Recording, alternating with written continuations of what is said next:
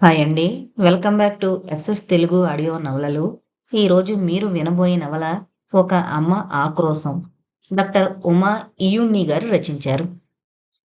ఈ ఎడదలోన సుడులు తిరిగేడు బాధకు భావమేది, సరి అయిన భాష్యమేది? చిన్నప్పుడెప్పుడో రాసుకున్న కవితలోని వాక్యాలు గుర్తుకొచ్చి, ఇదేంటి ఇవాళ ఎలా అనిపిస్తోంది అనుకుంది రేవతి కిటికీ దగ్గర నిల్చుని. బయట ఘోరుమని వాన పడుతుంటే ఎందుకో గుండె బరువెక్కినట్లు అనిపించింది. ఎప్పుడూ వాన పడితే ఎంచక్కా వేడిగా పొకుడిలు చేసుకుందాం అని పిల్లలతో అనే తను ఇవాళ ఇంత కలవరపడుతుంది ఎందుకని? ఈ మధ్యనే కాలేజీలో చేరి సెలవులకింటికొచ్చిన పెద్ద కొడుకు రఘు స్నేహితులతో కలిసి నాగార్జున సాగర్ వెళ్ళాడు.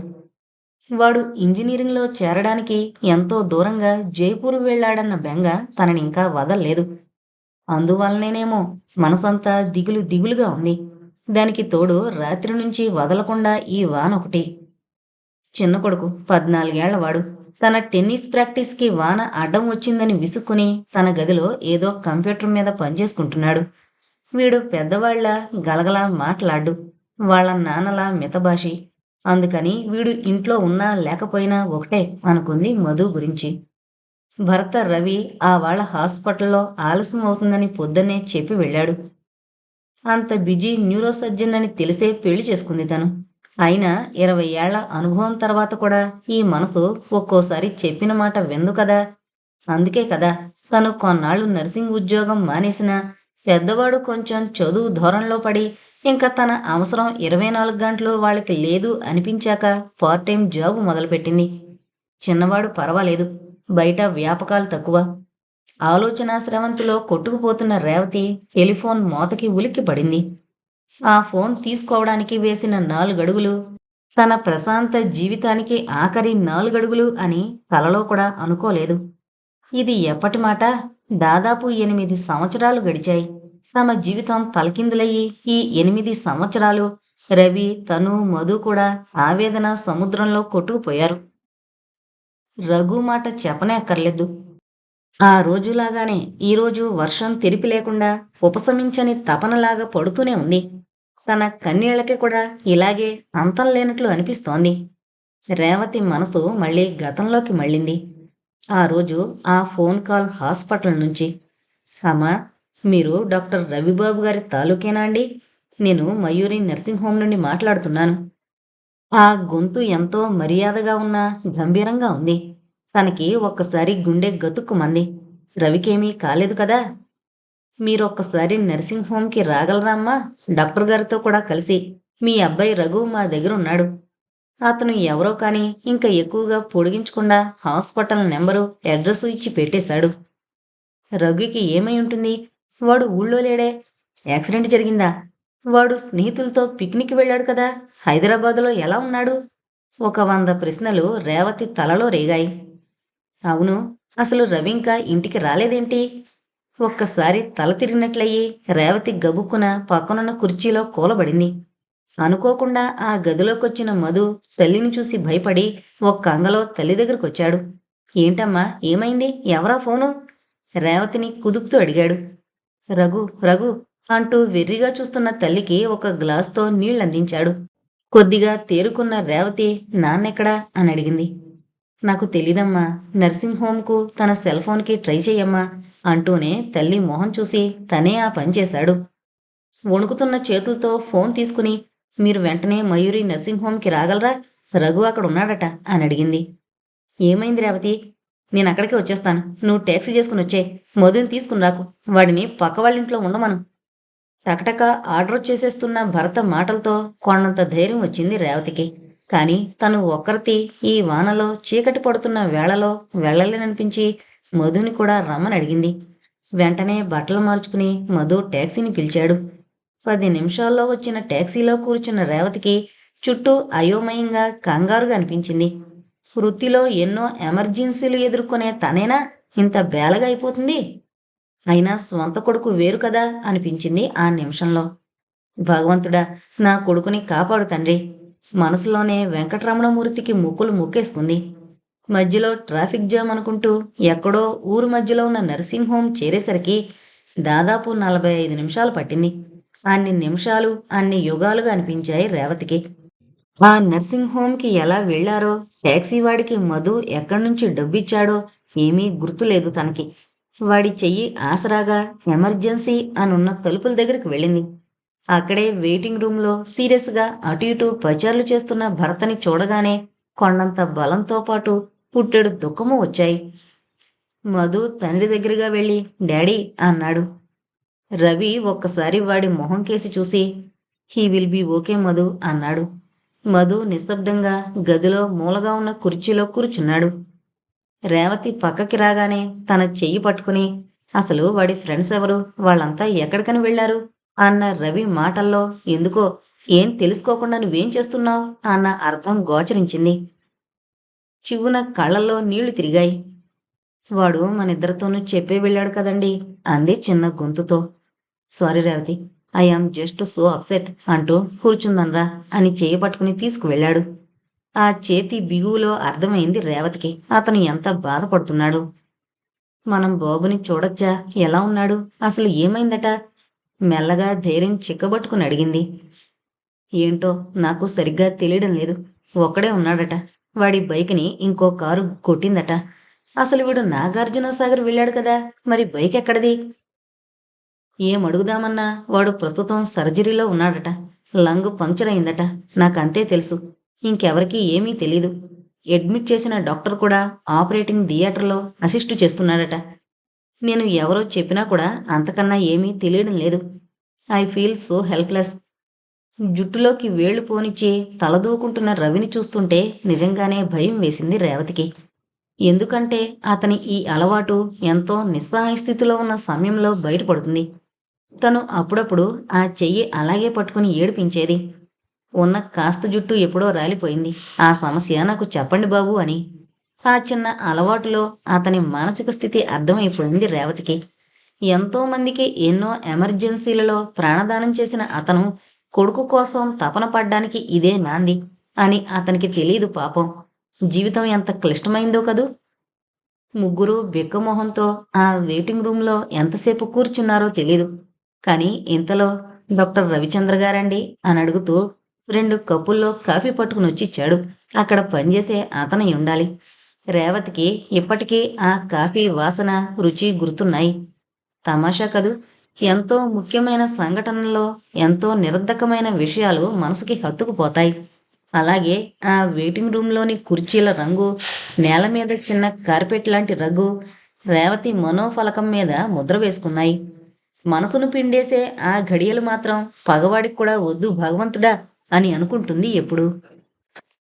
అలా దాదాపు ఓ గంట గడిచాక అలసిన మొహంతో సర్జన్ బయటకొచ్చాడు. రవిచంద్రని, రేవతిని మాత్రం తన ఆఫీసు గదిలోకి రమ్మన్నాడు. మధుని మాత్రం అక్కడే కూర్చోమన్నాడు. రవితో కరచాలనం చేస్తూ I am sorry to meet you under these circumstances.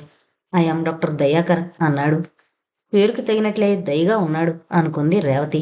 కానీ ఆ తర్వాత అతను చెప్పిన మాటలు మాత్రం అతి నిర్దయగా ఉన్నాయి. రవిగారు, మీ అబ్బాయిని ఒక 2 గంటల క్రితం హైవే నుండి అంబులెన్స్లో తీసుకొచ్చారు. ఎవరో తెలీదన్నారు. వారి అడ్రస్ నోట్ చేసుకుని పంపేశాం. వాళ్ళు పాపం చాలా మంచి వాళ్ళలా ఉన్నారు. ఇతని బైక్ రోడ్డు పక్కన పడి ఉండడం చూసి వాళ్ళు కారాపి అంబులెన్స్కి ఫోన్ చేశారట. Anyway I was right here, so వెంటనే అసెస్ చేయగలిగాను. ఒక లంగ్ పంక్చర్ అయింది. చెస్ట్ ట్యూబ్ పెట్టాం. ఒంటి నిండా దెబ్బలు తగిలినా ఎక్కువ ప్రమాదకరమైనవి కావు. కానీ మధ్యలో ఆగిపోయిన అతన్ని ప్రశ్నార్థకంగా చూశాడు Ravi. I am not very sure how to say this, కానీ మేం రొటీన్గా యూరిన్ శాంపిల్ తీసాం. కొన్ని డ్రగ్స్ ఉన్నట్లు అనిపిస్తోంది. రవిచంద్ర ముఖం కఠినంగా మారిపోయింది వెంటనే. పళ్ళ బిగువున ప్లీజ్ ప్రొసీడ్ అన్నాడు. మిగిలిన టెస్టులు మెల్లగా వస్తాయి. We will be ready discreet అన్నాడు. Thank you. మేము మా అబ్బాయిని చూడొచ్చా? రవి చిన్నగా అడిగాడు. తప్పకుండా. ఒక 10 నిమిషాలు ఆగండి అని నుదుట సన్నగా పట్టిన చెమట తుడుచుకుంటూ లేచి నిలబడ్డాడు డాక్టర్ దయాకర్. అతను లోపలికి వెళ్ళగానే ఏంటండి ఇది, నేను సరిగ్గా విన్నానా? మన రఘు ఏంటి? ఎక్సిడెన్స్ ఏంటి? ఇప్పుడు ఈ డ్రగ్స్ ఏంటి అని అయోమయంగా అడుగుతున్న రేవతి కేసి నాకు మాత్రం ఏం తెలుసు రేవతి, నేను ఇప్పుడేగా వింటున్నాను అన్నాడతను. నిజమే కదా.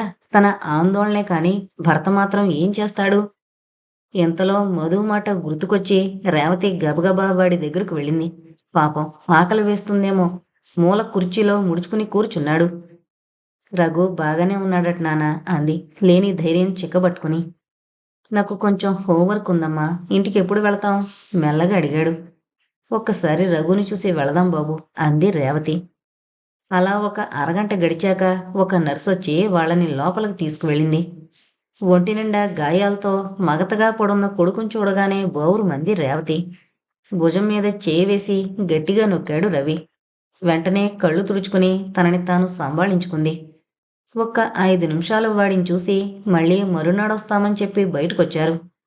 నేనిక్కడే ఉంటానండి, మీరు మధు ఇంటికి వెళ్ళండి అంది రేవతి చిన్నగా. వద్దు రేవతి, వాడిప్పుడే లేవడు. నువ్వు ఉండడానికైనా నేను రేపొద్దున్నే వెళ్ళిపోవాలి. మధు స్కూల్కి వెళ్ళాలిగా. ఒక మూల కన్న కొడుకు దెబ్బలు తగిలి పడుంటే ఇతను పనికి వెళ్తానంటాడేంటి? నోటి చివరిదాకా వచ్చిన విసురు అక్కడే ఆపేసింది. తను కూడా ఒక నర్సయ్యుండి ఇలా మాట్లాడకూడదు అని ఎక్కడో మనసు మూల మందలింపు వినపడింది.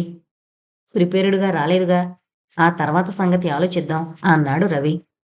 ఏంటి, పొద్దున్న హాస్పిటల్కి వెళ్తారా? అనుకోకుండానే విసురుగా వచ్చింది మాట రేవతికి. అదేంటి, నా కేసులు ఇప్పుడెలా క్యాన్సిల్ చేస్తాను అన్న రవికేసి చిత్రంగా చూసింది రేవతి. తామిద్దరూ ఎప్పుడూ విసురుగా మాట్లాడుకోరు. ఛ, ఇదేంటి? వెంటనే సర్దుకుంది రేవతి.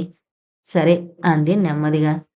అలా మొదలైంది తన గుండెలో ఒక భాగాన్ని వేరు చేసుకోవడం. అప్పట్నుంచి జీవితం అసంపూర్ణంగానే ఉండిపోయింది. మనసు వ్యాకుల పడుతూనే ఉంది. ఆ రాత్రి ఎలా గడిచిందో రేవతికి గుర్తులేదు. తను, రవి, మధు నీరసంగా ఇల్లు చేరేసరికి ఇల్లంతా చీకటిగా ఉంది. హడావిడిగా వెళ్ళిపోవడం వల్ల తను ఆరుబయట లైట్లు వేయడం మర్చిపోయింది. కారు గ్యారేజీలో పెట్టి లోపలికొచ్చిన రవి నిస్సత్తువుగా డైనింగ్ టేబుల్ దగ్గర కుర్చీలో కూలబడ్డాడు. మధు మెల్లగా రేవతిని జరగమని ఫ్రిడ్జ్లోంచి నిమ్మరసం తీసి తల్లిదండ్రులిద్దరికీ ఇచ్చాడు. తను కూడా ఒక గ్లాసులో పోసుకుని, మమ్మీ, పొద్దున్నవి ఏముంటే అవే తినేద్దాం, ఏం లేకపోతే కొంచెం ఉప్మా చేసేయ్ అన్నాడు.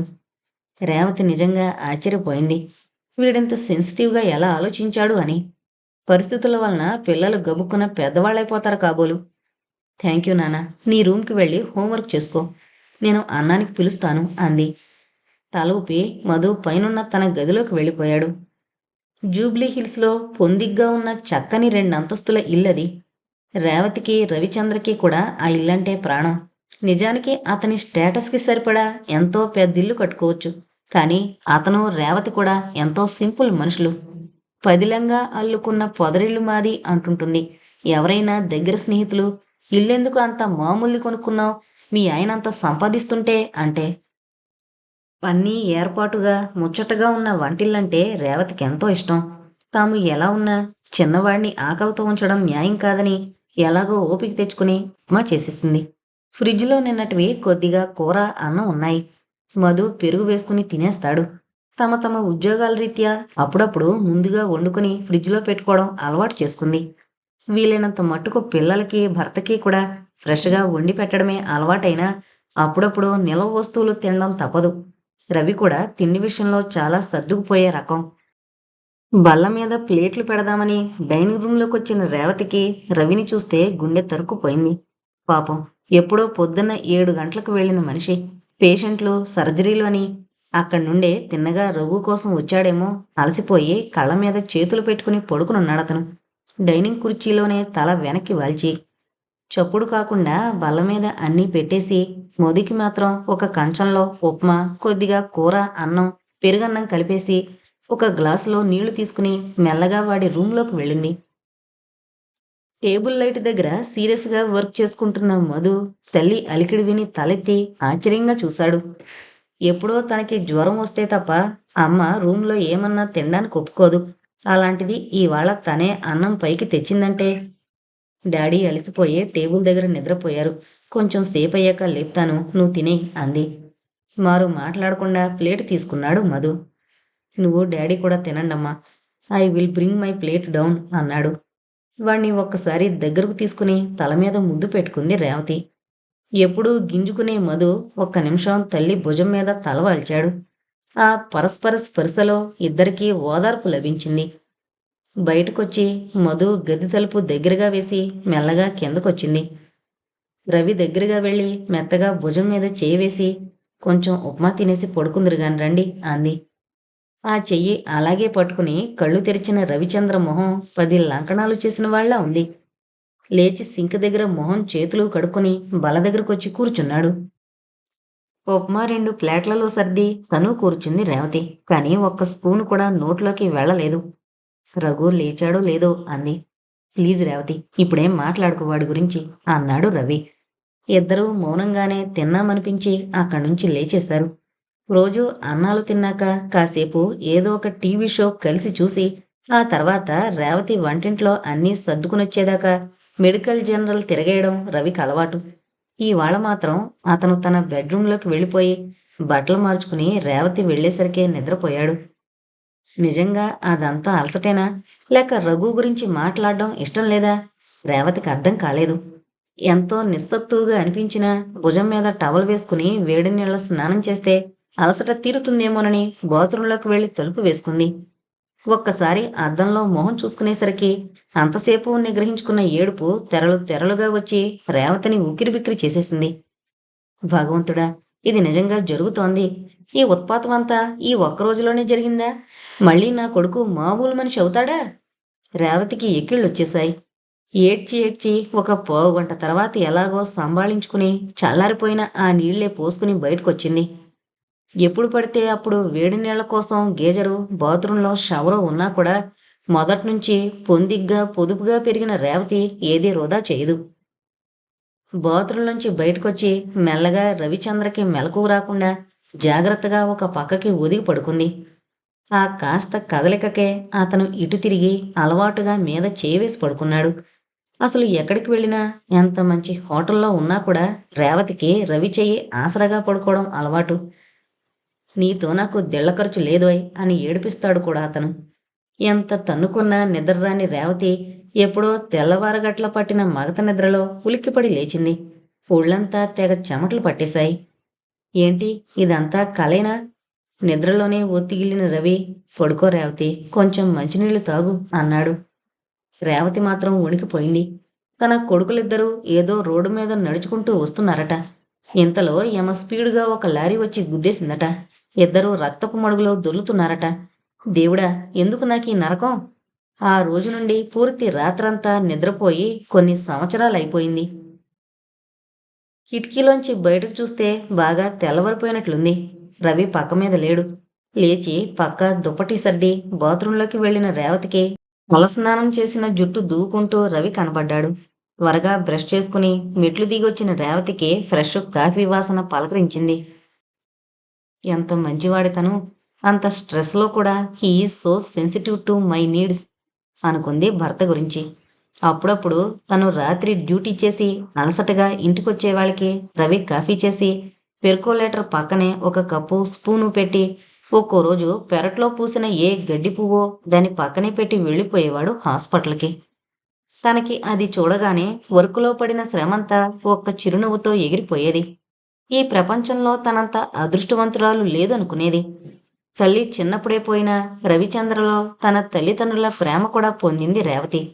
నిజంగా నిన్నటి ఫోన్ కాల్ వచ్చేదాకా తమంత లక్కీ కపుల్ ఇంకెవరూ లేరనుకునేది. ఇంత బాధ మనసుకు కలిగి ఒక్కరోజేనా అయింది? ఎన్నో ఏళ్లుగా నవ్వడమే మరిచిపోయినట్లనిపిస్తోంది ఎందుకు? గాఢంగా నిట్టూర్చి కాఫీ కప్పు అందుకున్న రేవతికి మదింకా నిద్ర లేవలేదని స్ఫురించింది. వీడు స్కూల్ బస్సు మిస్ అవుతాడేమో అనుకుంటున్న రేవతికి మధు షూస్ వేసుకుంటూ కనపడ్డాడు. నువ్వెప్పుడు లేచావు? ఆశ్చర్యంగా అడిగిన రేవతికి ఆ రోజు స్కూల్ ఫీల్డ్ ట్రిప్ అని గుర్తుకొచ్చింది. గబగబా ఫ్రిడ్జ్ తీసి మధుకిష్టమైన చాక్లెట్లు వాడి బ్యాగులో దోపింది. బాబు, ఐఎమ్ సో సారీ. లంచ్కి డబ్బిచ్చేస్తాను, తీసుకెళ్ళు. ఇప్పుడు ఇంకేం చేయడానికి టైం లేదు కదమ్మా అంది. పర్వాలేదు మమ్మీ అనేసి మధు స్కూల్ బస్ స్టాప్కి వెళ్ళిపోయాడు. అయ్యో, వాడు సాయంత్రం ఎప్పుడొస్తాడో అడగడం మరిచిపోయానే అనుకుంది. కానీ పక్కింటి సునీల్ వాళ్ళమ్మ తీసుకొస్తుందిలే అని మనసుని సమాధానపరుచుకుంది. ఇంతలో పనమ్మాయి అనసూయ తలుపు తట్టింది. అప్పుడప్పుడు తను నైట్ డ్యూటీలో ఉన్నప్పుడు రవిచంద్రకు కూడా ఎమర్జెన్సీ వస్తే పిల్లలు ఒంటరిగా భయపడతారని ఒక అవుట్ హౌస్ కట్టించి అందులో అనసూయని, భర్త నరసింహుల్ని పెట్టుకున్నారు. నరసింహులకి వేరే ఉద్యోగం ఉన్నా అప్పుడప్పుడు అవసరమైతే రవి కోసం కానీ రేవతి కోసం కానీ కారు డ్రైవ్ చేసి పెడతాడు.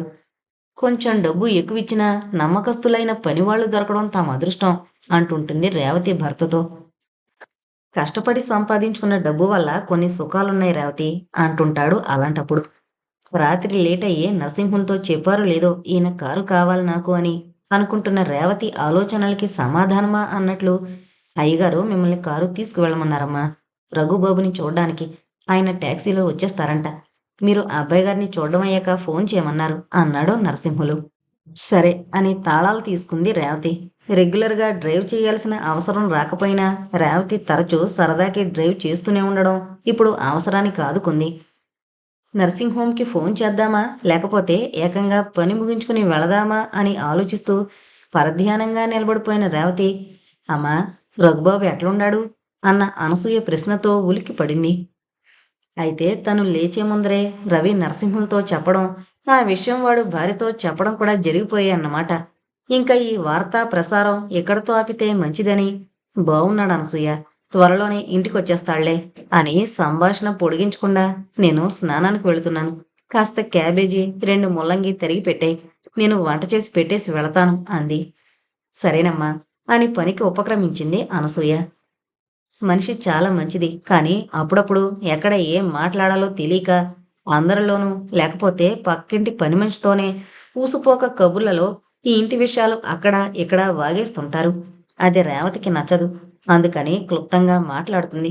అయినా కూడా అందర్నీ ప్రేమగా చూస్తుందని, తన ఒక్క పిల్లాన్ని కూడా చదివించడానికి సహాయం చేస్తుందని రేవతంటే అనసూయకి నరసింహులకి కూడా చాలా గౌరవం. స్నానానికి వెళ్ళిన రేవతికి ఎందుకో ఒక్కగానొక్క అన్నయ్య రమేష్తో మాట్లాడాలనిపించింది. అతను ఊటీలో ఒక మంచి కంపెనీకి చార్టెడ్ అకౌంటెంటు. తల్లి చిన్నప్పుడే పోవడంతో తండ్రి ఒక మామూలు ఉద్యోగం చేసినా పిల్లలిద్దరినీ ఎంతో ప్రేమగా పెంచాడు. రమేష్ రేవతి కూడా కష్టపడి చదువుకున్నారు. ఆడపిల్ల నర్సింగ్ ఏంటి, అయితే డాక్టర్ అవ్వాలి లేకపోతే టీచర్ అవ్వాలి అని అభిప్రాయపడే తండ్రిని రమేష్ ఒప్పించాడు. తల్లి బ్రెస్ట్ క్యాన్సర్తో కీమోథెరపీతో అవస్థపడుతున్నప్పుడు నర్సులు చేసిన సేవ కళ్ళారా చూసిన అతను చెల్లెల్ని బాగా ఎంకరేజ్ చేశాడు. పట్టుదలతో చదివిన రేవతి హైస్కూల్లో అందరిలోకి ఎక్కువ మార్కులు తెచ్చుకోవడంతో నర్సింగ్ సీటు సులభంగానే స్కాలర్షిప్తో వచ్చింది. ఉద్యోగరీత్యా రాయవెల్లూరులో సెటిల్ అయినందువల్ల ఉన్న ఊళ్ళో చదువుకోవడం కష్టం కాలేదు అన్నా చెల్లెలిద్దరికీను. ఇద్దరి చదువులు పూర్తయి తనకి రవిచంద్ర పరిచయం అయ్యి అన్నగారు ఒక కేరళ అమ్మాయిని ఇష్టపడి పెళ్లి చేసుకుందాము అనుకుంటున్నంతలో అనుకోకుండా సడన్ హార్ట్ అటాక్తో తండ్రి చనిపోయాడు. అప్పటినుంచి రేవతికి రమేష్ తప్ప నాన్న పుట్టింటి వాళ్ళు ఎవరూ లేకపోయారు. ఉద్యోగరీత్యా దూరం అవడంతో ఎంత ఆత్మీయతున్నా కూడా రమేష్కి చెల్లెల్ని కలవడం ఎక్కువ కుదిరేది కాదు. ఎవరి సంసారాల్లో వాళ్ళు బిజీ అయిపోయారు. అతనికి వదిన శ్యామలకి 2 ముత్యాల్లాంటి ఆడపిల్లలు, రజని సజని అని చూడముచ్చటైన పిల్లలు. తనకి 2 మగపిల్లలవడంతో రేవతికి ఆడపిల్లలంటే మహాముద్దు. అప్రయత్నంగానే అన్నగారు కళ్ళల్లో మెదిలినట్లయి ఫోన్ తీసుకుని డైల్ చేసింది రేవతి. పొద్దున్న అయినా పనికి త్వరగా వెళ్ళిపోతాడేమో అనుకున్న రేవతి మొదటి రింగులోనే హలో అంటే సడన్గా గొంతు మూగబోయింది. హలో హలో తల్లి రేవతి, ఆర్ యు దేర్ అన్నాడు. ఆతృతగా గొంతు సర్దుకుని నేనే అన్నయ్య అంది.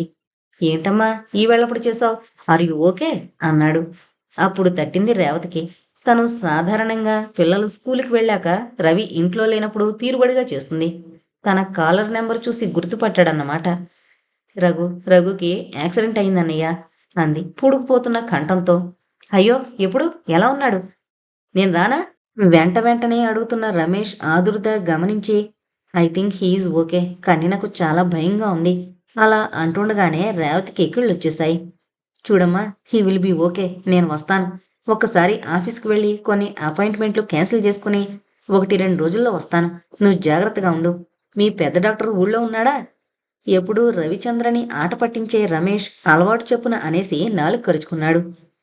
అన్నగారు వస్తాననేసరికి కొన్నంత ధైర్యం రేవతికి. కళ్ళు తుడుచుకుని ఉన్నారు, తను హాస్పిటల్కి వెళ్లారు, మళ్ళీ మాట్లాడతాను అని పెట్టేసి స్నానానికి వెళ్ళింది రేవతి. గబగబా స్నానం అయిందనిపించి చేతికందిన లేత పసుపు రంగు చీర జాకెట్టు తీసి వేసుకుంది. చామన ఛాయలో ఉన్న పొడుగాటి జుట్టు, స్వచ్ఛత ప్రతిబింబించే పెద్ద కళ్ళు, ఆరోగ్యంగా ఉండే రేవతి చూడగానే అందంగా కన్నా హుందాగా కనిపిస్తుంది. అందుకని ఒకసారి చూసిన వాళ్ళు ఇంకోసారి వెనక్కి తిరిగి చూడకుండా ఉండలేరు. ఇవేమీ పట్టనట్లు ఉండడమే తన ప్రత్యేకత. రవిచంద్రకిష్టమైన ఆ సాదా చీర కట్టుకుంటుంటే రేవతికి అతని మాటలు గుర్తుకొచ్చాయి. స్వతహాగా మితభాష అయినా అతనికి ఏకాంతంలో రేవతిని చూడగానే కవిత్వం పుట్టుకొస్తుంది. అవును, రేవతి అంటే ఆకాశంలో చంద్రుడితోటుండే ఆఖరి తార కదా. మరి రవి అంటే సూర్యుడు కదా. పాపం, నా పక్కన నువ్వు ఏమైపోతావో, కనిపించకపోతే ఎలా అనేవాడు. తను మాత్రం తక్కువ తిందా? అసలే కవిత్వం తనకి సెకండ్ నేచర్ కదా. మీరు ఉత్త రవి కాదుగా. మీ పెద్దవాళ్ళు నా కోసం ఆలోచించి చించి చంద్ర అని కలిపి రవిచంద్రులిద్దరినీ నాకు అంటగట్టారు ఒకటే మూసలో అనేది. ఓకే ఓకే కవిత్రి గారు, ఐ గివ్ అప్ అంటే ఇద్దరూ నవ్వుకునేవారు. నిజమే, తనకి చిన్నప్పటి నుంచి కవిత్వం అంటే చాలా ఇష్టం. ముఖ్యంగా రవీంద్రనాథ్ ఠాగూర్, దేవులపల్లి కృష్ణశాస్త్రి గారు, కరుణశ్రీ కవితలు చదువుతుంటే తనకి అన్నం నీళ్లు అక్కర్లేదు. రఘు, మధు పుట్టాక అంత తీరుబడి ఉండకపోయినా పిల్లల కోసం చిన్న చిన్న పాటలు రాసి తనే రాగం కట్టి పాడేది. ఒక్కోసారి అలా పిల్లల గదిలో అన్నీ తను మరిచిపోయి పాడుతున్న రేవతిని చూస్తే రవిచంద్రకు కూడా తన్మయత్వం కలిగేది. నిజంగా ఎంతో కష్టపడి తన తల్లిదండ్రులకి పెద్దగా ఇష్టం లేకపోయినా పొట్టుబట్టి రేవతిని పెళ్లి చేసుకున్న రవిచంద్ర తన నిర్ణయానికి గర్వపడుతుంటాడు.